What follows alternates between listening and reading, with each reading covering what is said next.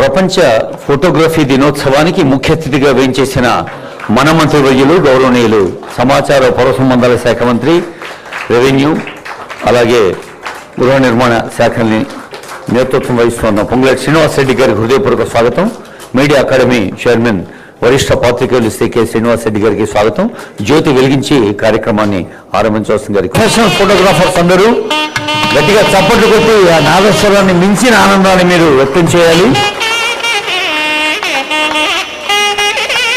కేవలం camera lens ద్వారా మాత్రమే ముద్రితం అవుతున్నాయి మంచి చిత్రాలు. అయితే కెమెరాలోకి కేవలం కళ్ళే కాకుండా మనసు కూడా తనకి కావలసిన పద్ధతిలో ఆ ఫోటోకి జీవం పోసే విధంగా అంత కష్టపడితేనే ఆ ఫోటో నిజంగా మనకి ఫోటోలాగా ఉంటుంది. మేము పడ్డ కష్టం 8 నెలల నుంచి పడ్డ కష్టాన్ని కంటికి కొట్టొచ్చినట్లు ఇప్పుడు నాకు చూపించారు.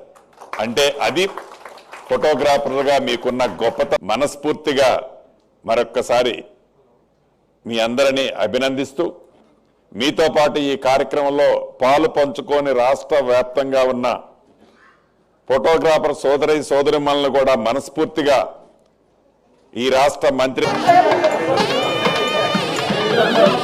మాధవన్ వెంకటేశం గారు, ఎన్టీఆర్ నగర్, రంగారెడ్డి జిల్లా.